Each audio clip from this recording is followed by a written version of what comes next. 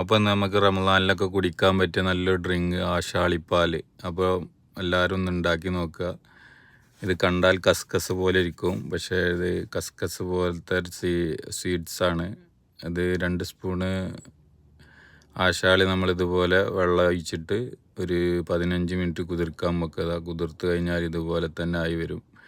എന്നിട്ട് അതേസമയം നമ്മളൊരു കപ്പ് അടുപ്പത്ത് വെച്ച് അതിലേക്ക് ഒരു കപ്പ് വെള്ളം ഒഴിച്ച് അതിലേക്ക് ആശാളിയിട്ട് നന്നായി വേവിച്ചെടുക്കുക. ഒരു 10 മിനിറ്റ് നന്നായി വേവിച്ചെടുത്തതിന് ശേഷം അതിലേക്ക് ഒരു 1.5 കപ്പ് പാല് ഒഴിക്കുക. എന്നിട്ട് പാല് ഒഴിച്ച് അതൊന്ന് തിളച്ച് വരുമ്പോൾ അതിലേക്ക് നമ്മൾ ആവശ്യത്തിന് ശർക്കര ഇടുക. ഇത്ര പണിയുള്ളൂ. ഇതിന് ഒരുപാട് ഹെൽത്ത് ബെനിഫിറ്റ്സ് ഉണ്ട്. ഗർഭിണികൾക്കും പിന്നെ ഷുഗറുള്ളവർക്കും ഇമ്മ്യൂണിറ്റി വർദ്ധിപ്പിക്കാനൊക്കെ അത് പറ്റും. നമ്മൾ കർക്കിടക കഞ്ഞി ഒക്കെ ഉണ്ടാക്കുമ്പോൾ ഉപയോഗിക്കുന്ന ഒരു സ്വീറ്റ്സാണിത്. അപ്പോൾ എല്ലാവരും ഉണ്ടാക്കി നോക്കുക. ഇഷ്ടപ്പെട്ടാൽ സബ്സ്ക്രൈബ് ചെയ്യുക. അപ്പോൾ താങ്ക് യു സോ മച്ച്.